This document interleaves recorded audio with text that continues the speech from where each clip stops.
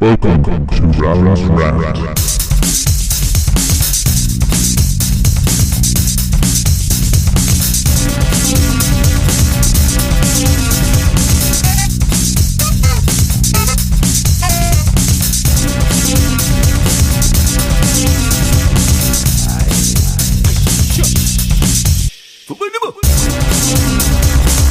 Hello and welcome to Rally's Rant. Today I'm joined by Paddy Gibson, a young Irish actor who is known for his roles in The OA, What Richard Did and Gorilla. Paddy was also given the Rising Star Award at the 2017 IFTAs. With the introduction now out of the way, Paddy, I just want to ask you how you're getting on after the Christmas holidays and the New Year. I'm doing good. Definitely a lot fatter, but apart from that, all good. All the better for it. But to start the conversation off anyway, I just want to ask, what got you into acting when you were young? I suppose, my dad was an actor as well, and my mum. So I think when I was really young, my dad signed me up to his agent, probably before I actually was consenting to it. But I used to go along to auditions for like adverts and different stuff like that. And yeah, so it was kind of out of my hands really when I got into it. But then I sort of stopped doing it for quite a while. And when I was about probably like 15, I kind of decided that I really wanted to give it a bash again. And that's when I kind of properly started. Okay. And so when you obviously said you didn't have consent at the early age, your dad got you into it, but their initial training, was there early on training that kind of had to help establish you as a comfortable kind of actor at such an early age? Yeah, it's funny. I think when you're that age, you kind of are almost more equipped to do it than when you get older. You kind of, I think, tend to overthink things less when you're that age. I know definitely, like, if you try to get a kid to draw a picture or something, they're much less kind of self-conscious about it, and usually will sort of do a much more honest kind of impression of something. So I think I didn't end up actually doing kind of drama classes really at all. It was sort of just doing jobs when I was younger that I kind of learnt. But I mean, my parents were never kind of like pushy stage school kids. It was never like they forced me to do anything. But so no, I never really had the training at a young age. But I think learning on set and things like that was definitely part of it. Okay, so like some of your first roles, like, if I'm not mistaken, and correct me if I'm wrong here, by the way, because if I haven't done my homework, you can give out to me.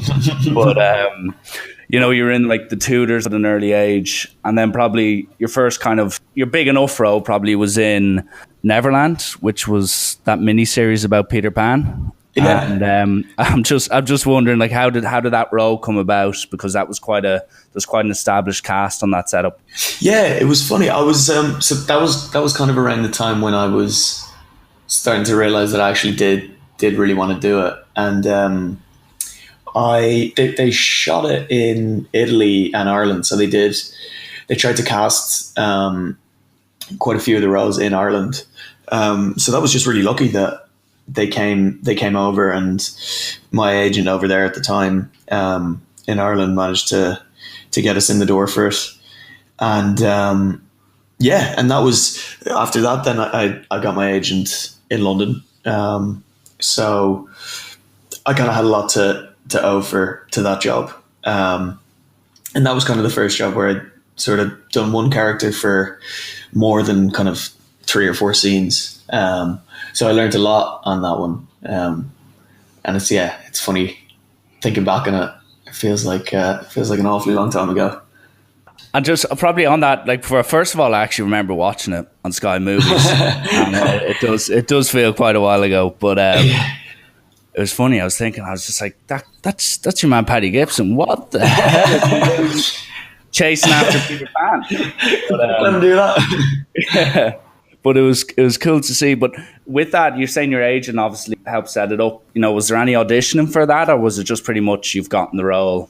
There was loads of auditioning. Yeah, I think I did because I think they were trying different kids for different stuff. So I ended up kind of auditioning for a lot of different characters in it.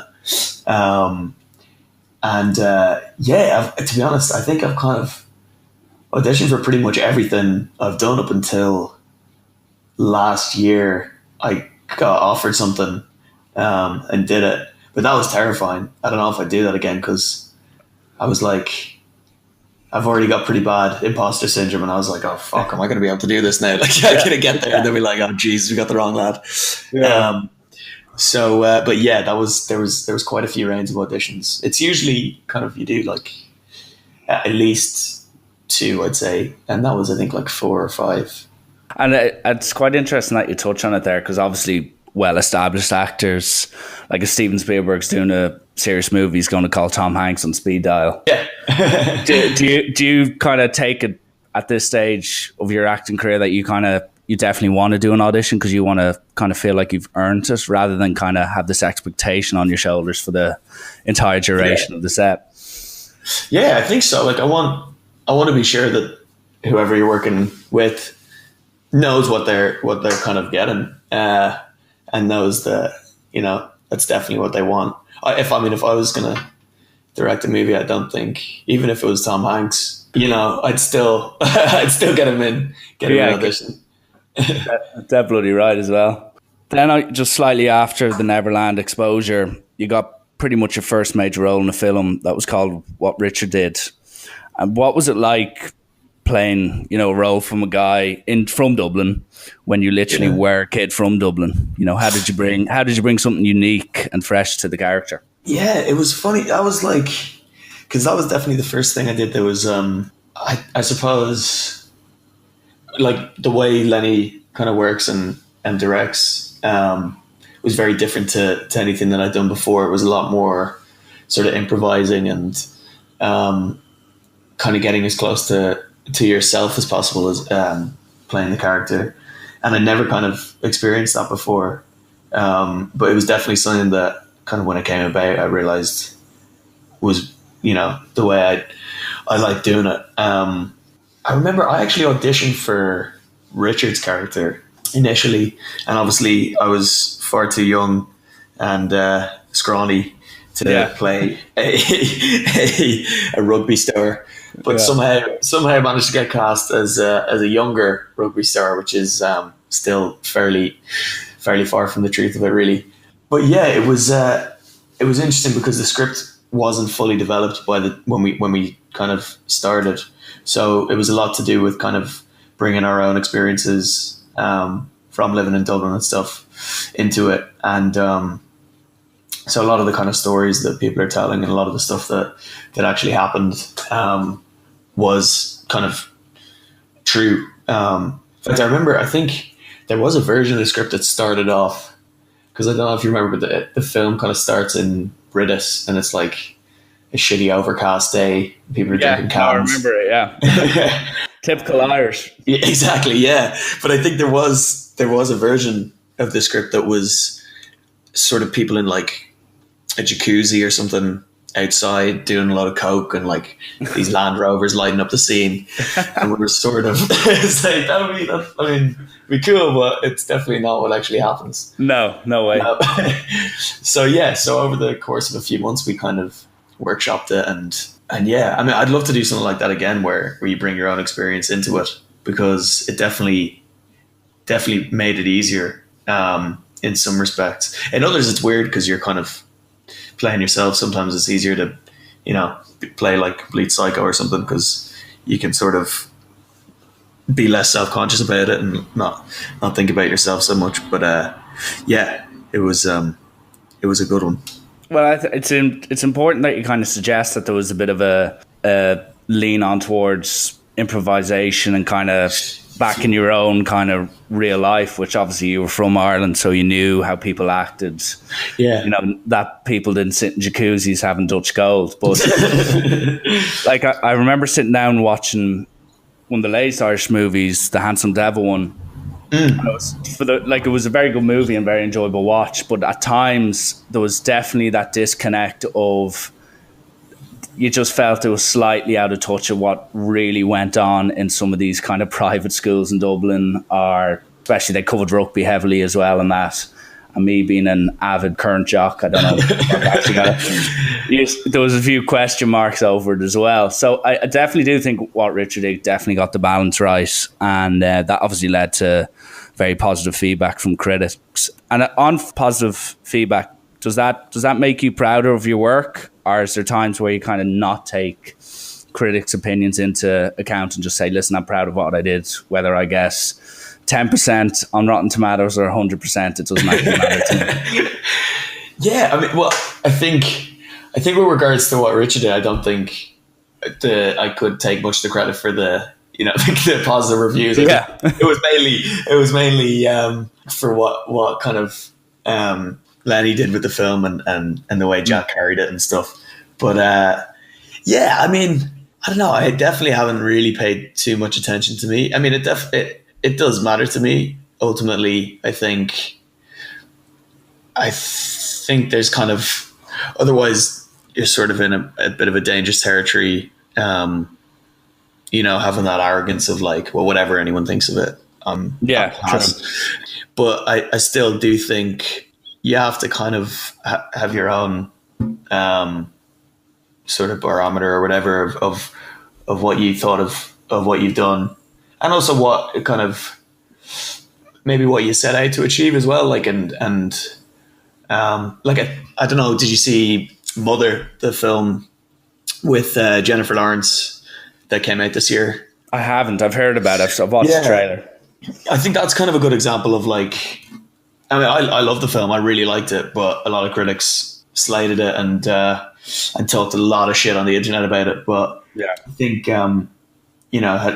if I'd made something like that, and it's clear that kind of Aronofsky has stood by it and is very sort of proud of what he's done despite all the negative criticism. So I think if you're kind of, if maybe the way something's being portrayed is not quite what you had set out to achieve or what you think you achieved, then yeah, I think it's okay to tell Rotten Tomatoes to fuck off and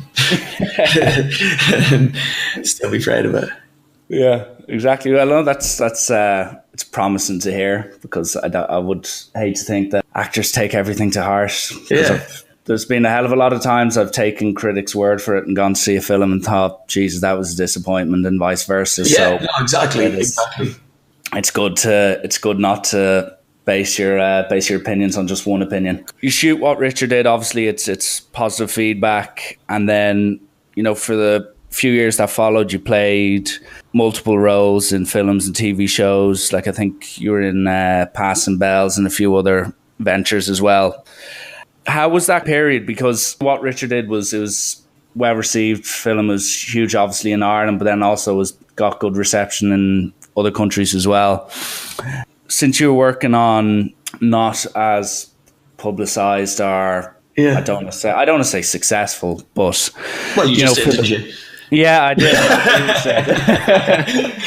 But was there ever a moment, because this is obviously you're about 17, 18, 19 years of age at this stage, was there ever a moment where you were thinking, I might have to choose between obviously doing an academic life or else going down, listen, I'm going to put all my eggs in one basket and go down the acting? Yeah, I mean, because that's the thing. Is I did what Richard did and stuff, and then it was quite a long time before I did Passing Bells, and then again, and that was when I was in university, and I was kind of questioning whether I go to drama school or I do something else. I don't know, like do business or something in university, and I ended up deciding to do philosophy, which was sort of a middle ground. I was like, I'm not going to get a job off this, but I might learn something that's kind of helpful for either another path in life or acting. But I to be honest, I don't think I ever really thought that I was going to commit myself to doing something else. So that was really to kind of have something to do while I was auditioning and trying to still go for it. But then, after Passing Bells, there was again like another couple of years, maybe a year and a half or something period of not working. And that was definitely really tough to kind of have to, like, on the confidence and stuff. I suppose you're thinking like, Jesus, am I going to be able to actually make a life out of this or a career out of it? Yeah.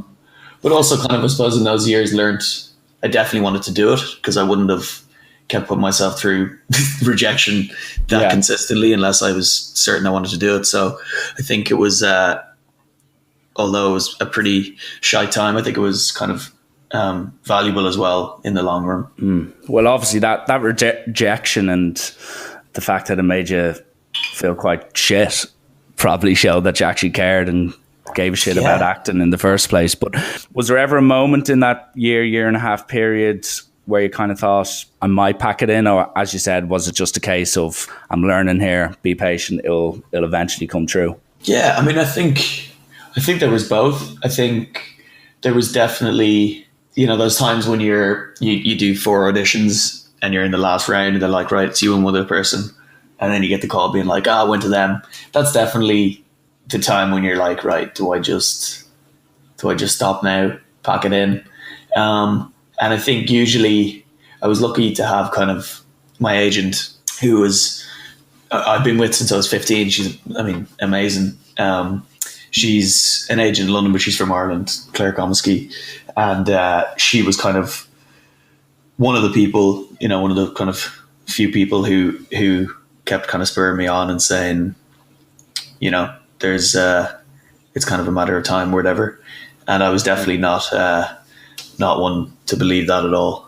So it was good to have somebody else kind of saying that, giving you support. And did your parents? So I presume eventually you dropped out of college. Yeah. So I did 2 years in Trinity. I missed exams and stuff the odd time for working, and I'd do repeats and try and make it through.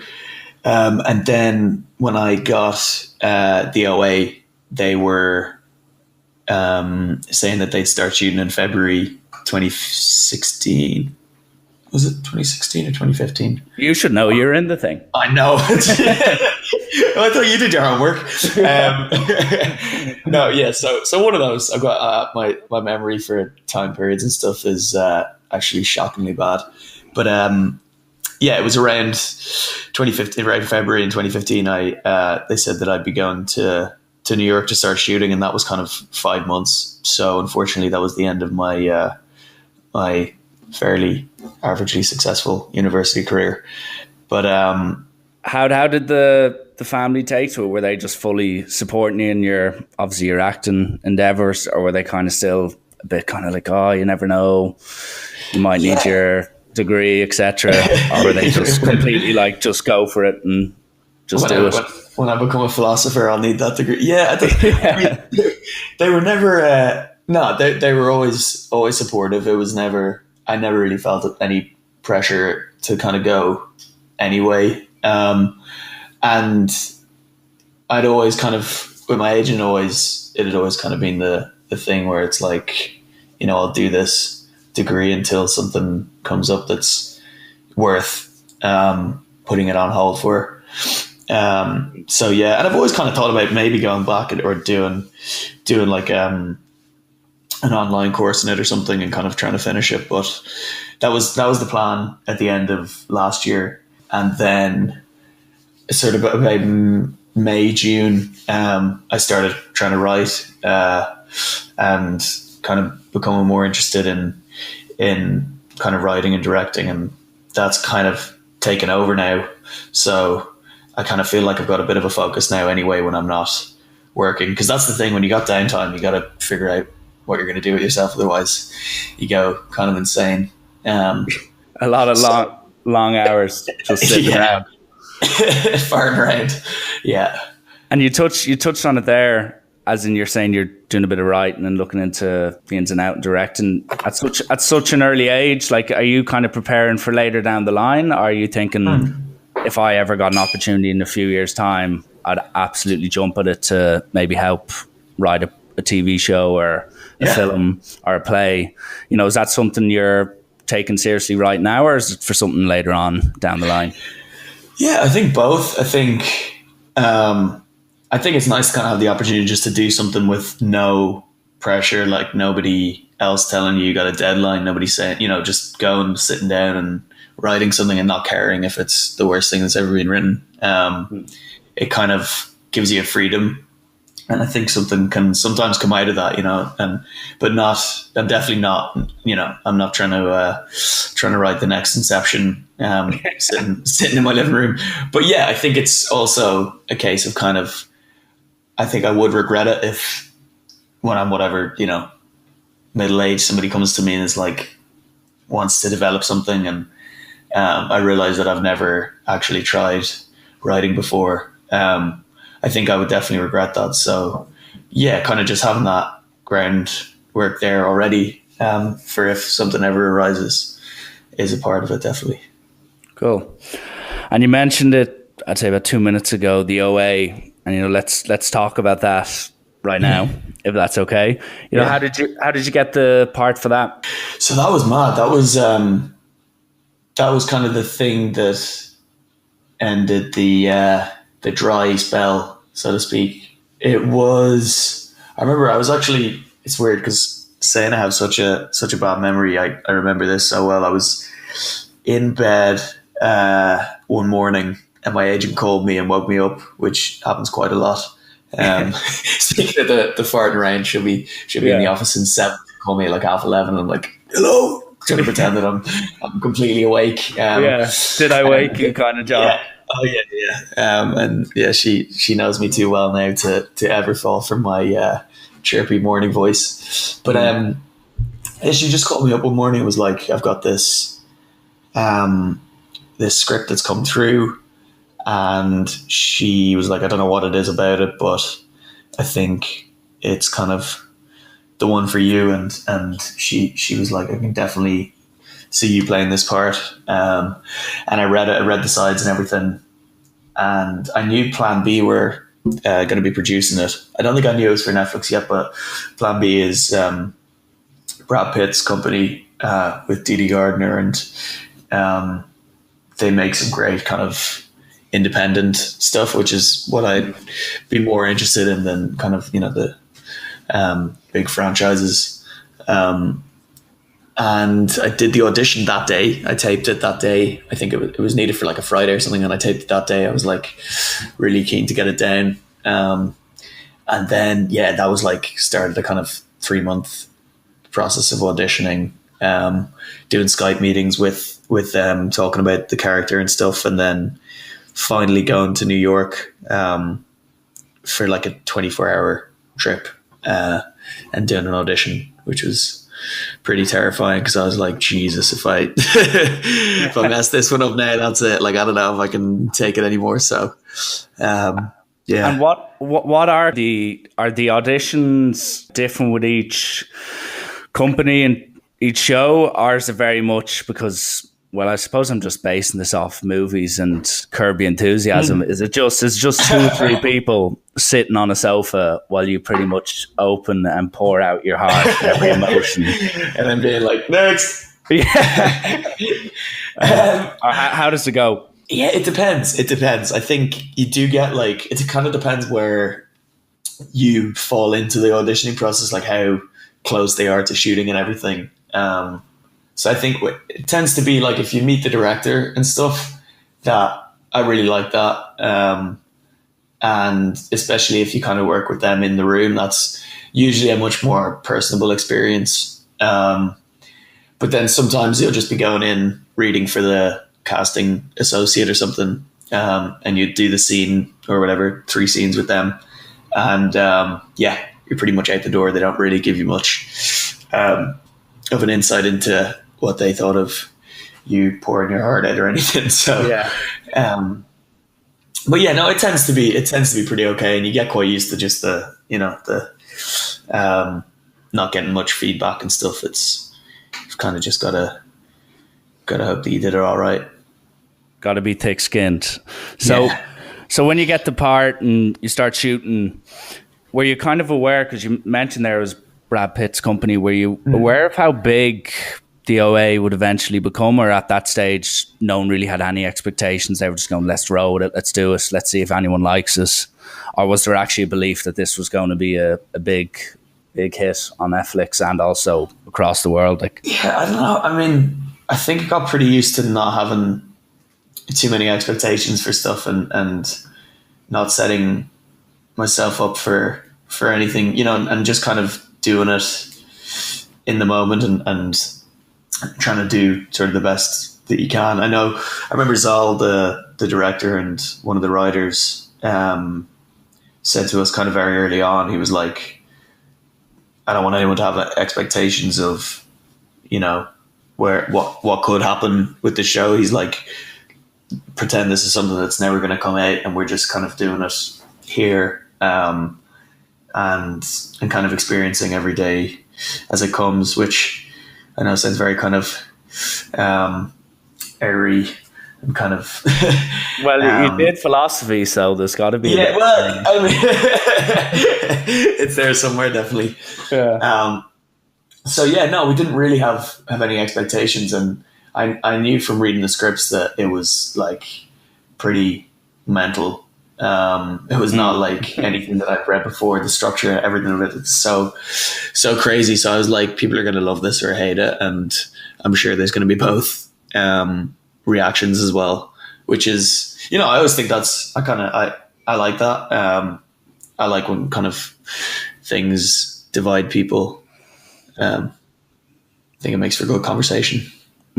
Well, what I really liked or enjoyed about the OA compared to, say, Stranger Things or even, say, The Returned, is that, you know, there was I thought character development was a lot better. I thought there was a deeper meaning behind or to the story. And the finish of season 1 as well, it really made you think about loads of different possibilities of where the story could go, rather than the show kind of leading you towards one outcome, say with Stranger Things at the end, him coughing up some black matter that knew the upside down would come back and all this stuff. So for that part, obviously some people thought it was a bit too far-fetched, but then other people, like, I actually genuinely really enjoyed it. So it's good. I suppose it is good to hear that people do respect that their work is either going to be loved, talked about. There's not going to be a middle ground, so to say. Yeah.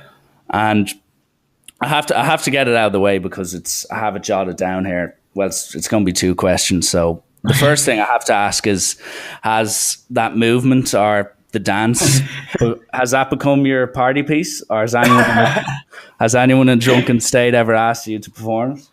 Do you know what I do? I don't think I've actually done it since the show, but sometimes I do worry that I may have gotten really pissed and done it before, and somebody might have a video out there that I have no idea about. So let's hope that's not the case. But yeah, it's funny.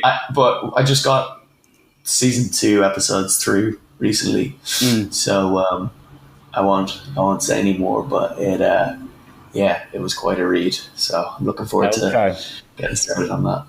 Maybe the dance will evolve, perhaps. Who knows? And last thing probably on the OA would be, you know, it was obviously a big role for you, and obviously you played this kind of pissed off, grumpy kid. How challenging was the role? And then obviously, especially, I remember grabbing my brother and saying, oh yeah, listen, a guy I know is in this program, you should watch it. And the first thing he texts me is he the guy in the sex scene? So, you know, what was it like jumping into a demanding role and a challenging role like that? You know, was it easy, or was there times where the director, yourself, really had to kind of up your game? Yeah, it was kind of both. I think the writing was so good that it was strange. It kind of just felt like, you know, you get some characters where it does take a lot of kind of academic work, I suppose, trying to figure out who they are and what all the different sort of parts about them before you go into it. But with that, it felt it just kind of came off the page. It didn't really feel like there was too much to be done on it. and the writing was so good that it really did help. But then, yeah, there was stuff that was definitely challenging, and yeah, I mean, I definitely came away every day being like, I fucked that up. That was not good. Which you kind of forget then after it's done, and you know, you watch it that one time or whatever, and you're like, okay, that's whatever. It's passable, and you move on. But yeah, at the time, I do remember being like, I'm not kind of hitting the mark of where I want to. But that's kind of always the case. Honestly, it's not. Nothing High cool there. expectations. Yeah. Would it consist of you, like, once the shooting's done, would you ever find yourself back in your place just rehearsing, or looking into a mirror and screaming at it and screaming out lines? Were you very much a guy who was just like, once my work's done here, I'm going to go home and chill out? Or were you kind of more of a bit of a method actor during the OA where you really got immersed in the character? It kind of, like, I think, like, accidentally kind of did happen a bit. I don't think I was like, I wouldn't call myself like a method actor in there, like, you know, I wouldn't go around in the accents and stuff, but I think it is hard to sometimes separate if you're playing a character for a whole day and you kind of, you know, if you go around telling yourself that you're upset for a whole day, it'll probably rub off on you a little bit. And that definitely did happen. Like, I do remember a few times being in kind of a bit of a dark spot after shooting and not really connecting the two, not really realizing that it's probably because I've been, you know, being this arsehole for a full day, and now I'm kind of being an arsehole in real life. But yeah, I think in a way that, although it's at the time kind of a strange experience, I think it does help to stay in it, and kind of makes you maybe instinctively react a bit more like the character in those moments and stuff. So it's interesting that you say that, as in you're kind of thinking, geez, why am I so upset? Because, and by the way, I have done my homework, by the way, you might be shocked at this, but I remember reading, you did an interview with Vice, and the interviewer asked you about characters you played or you will play, and you were saying how you get to experience deeper and dark emotions with the actual characters you play than in real life with your own actual person. And you know, that makes a lot to be said about acting in general. And you know, if characters do actually take control of the actual people who are acting as them, like you look at Jim Carrey, I think it was, in his role as Andy Kaufman in Man on the Moon. Documentary is unbelievable. Yeah. And that, like, the documentary pretty much showed that he was Andy 24/7, and he basically was completely fucking insane. But it was incredible to see.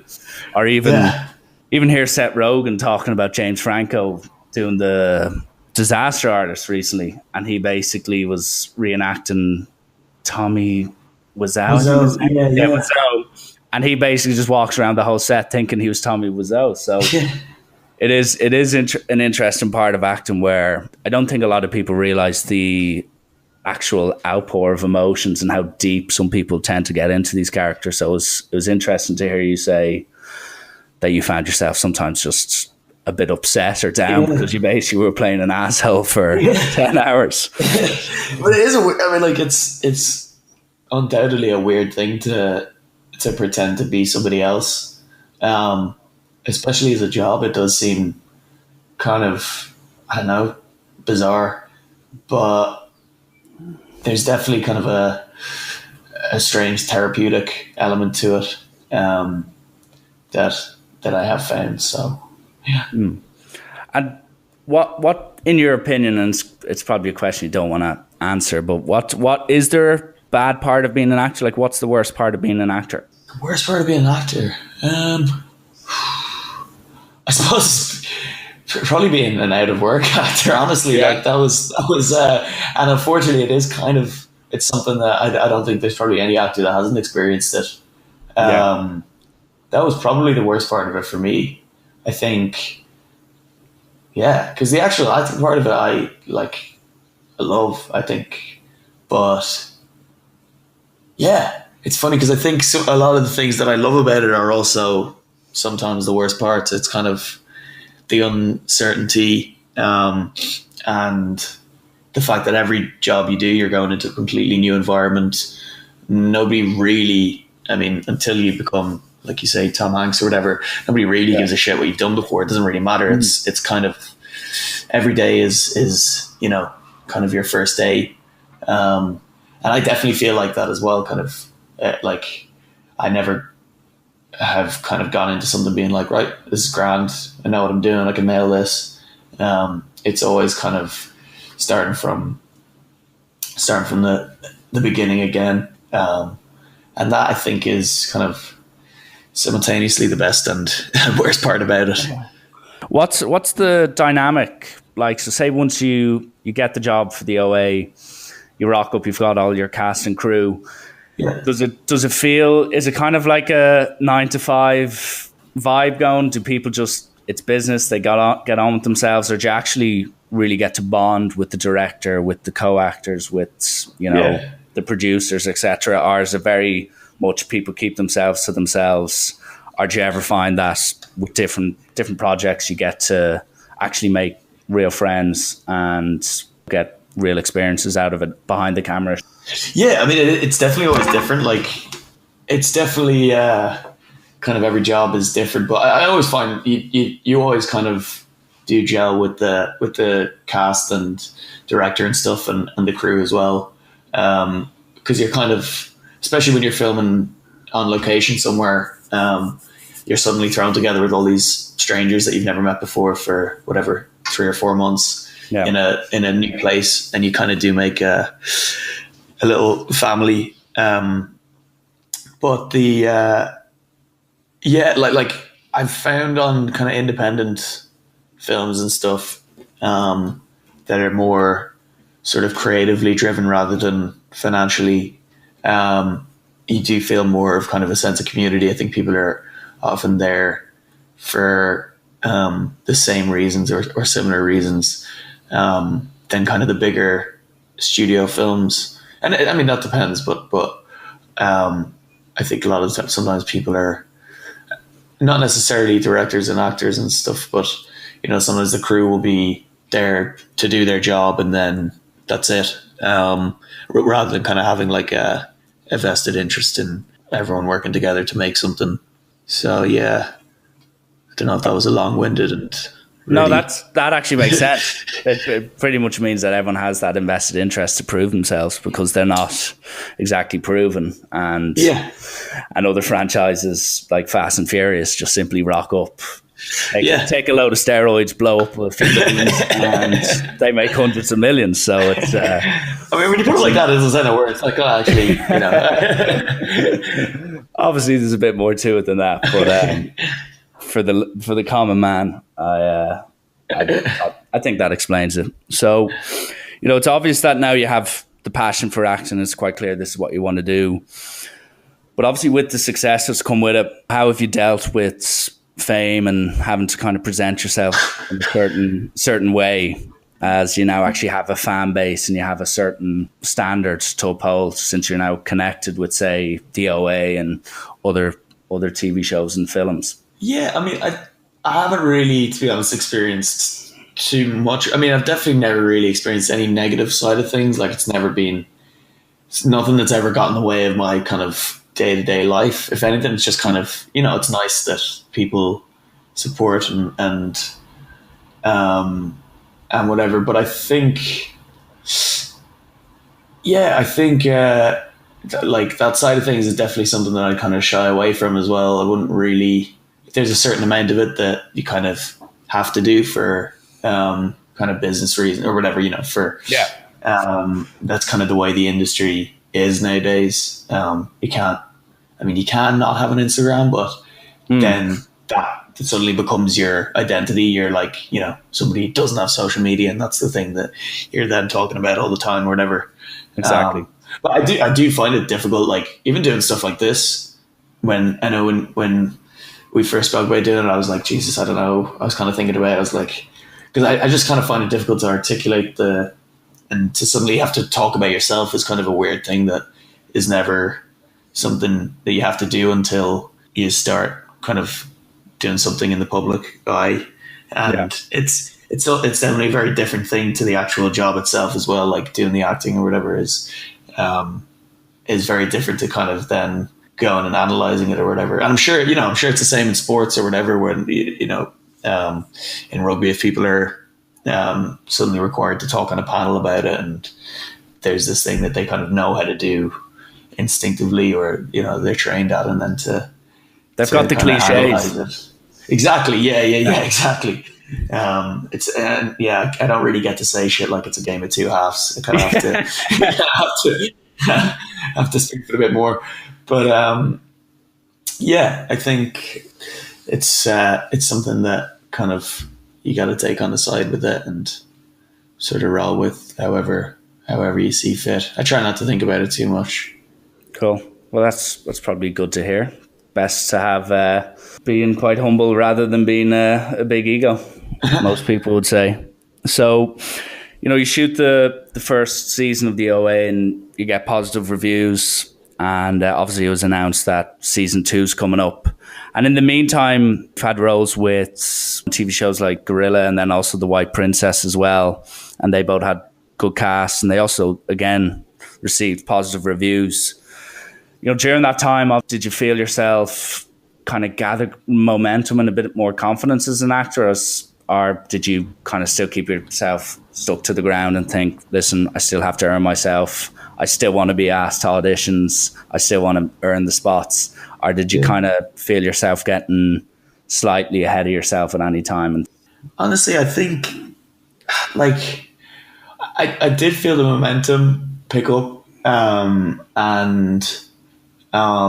for the first time I was kind of almost going from job to job, but weirdly it almost had like the opposite effect confidence wise. It was like, I don't know, I've kind of felt then like all of a sudden it was happening a lot faster, and now kind of working a lot more, and I sort of felt more of a pressure to sort of prove myself, or to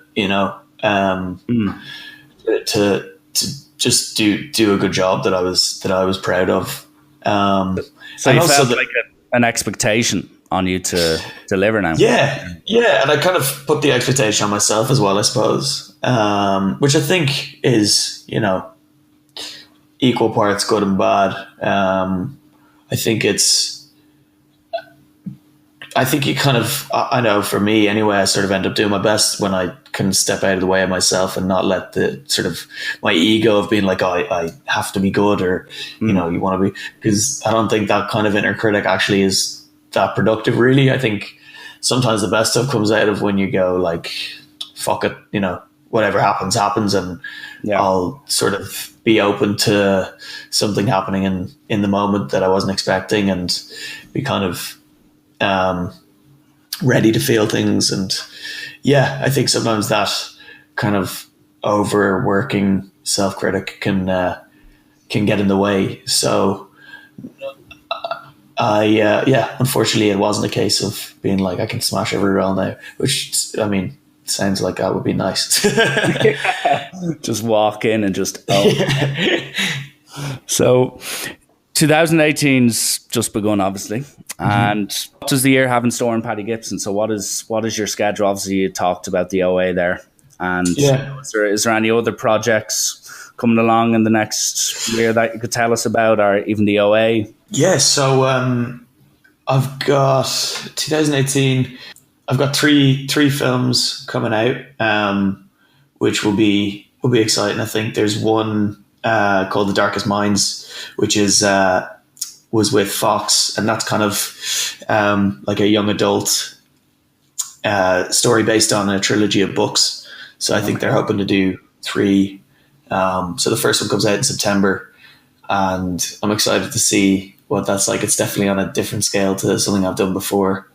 And then there's an independent film I did called In a Relationship, and that was with Emma Roberts. And that's definitely very different to anything I'd done before. It's much kind of lighter, and I sort of wanted to do it to try that genre and just see, while I'm at the stage where I'm at, where I can kind of explore different things. I did that. And then finally there's a film called Tolkien, which is a biopic of J.R. Tolkien.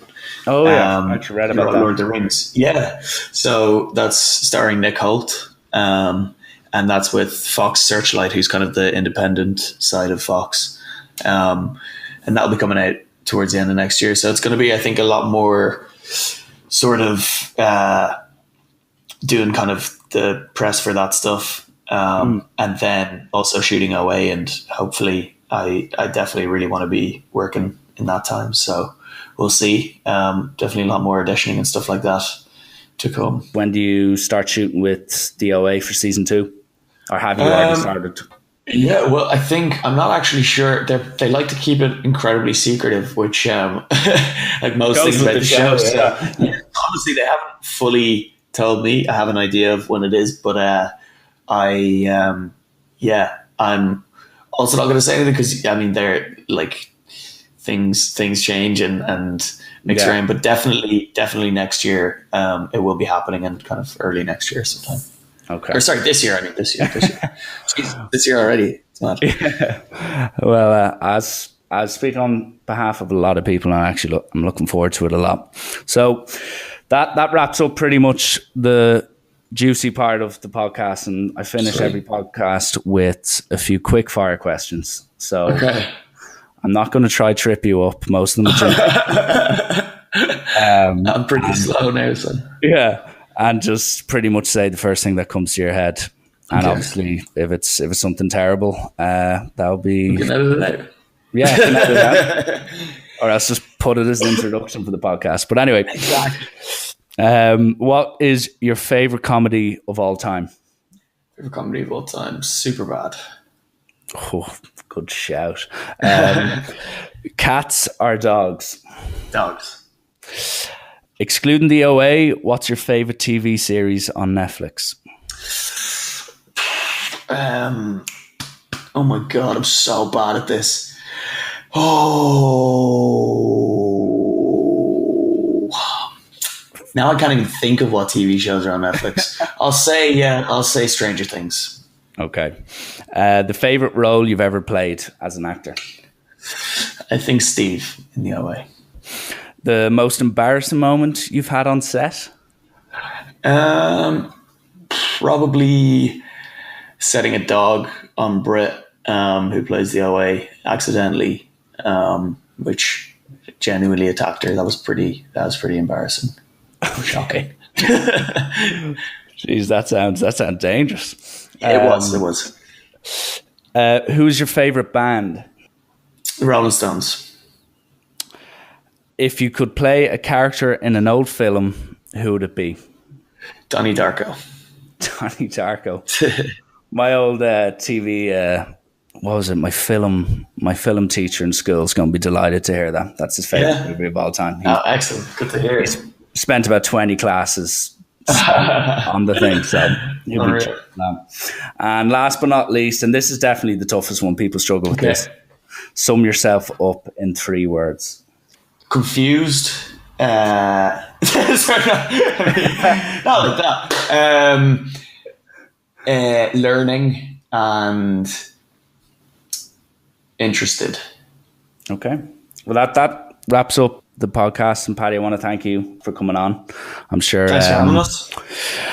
I'm sure you've had a good Christmas and you're well rested and ready to go. And it sounds like Absolutely. You've got a busy year ahead, and hopefully, you never know, you might be in an audition room and see Tom Hanks competing against you, slugging it out. Look, I'll tell him to give a listen to this, and you hear all the nice things we said about him. Yeah, it's pretty much a PR podcast for him. No, on a serious note, I want to thank you, and it goes without saying, I wish you all the best with the future shows, the future films, and I just hope you've a good year. And cheers, Richie, and you. I appreciate you coming on. Thanks for having us. No worries. All the best. Take care.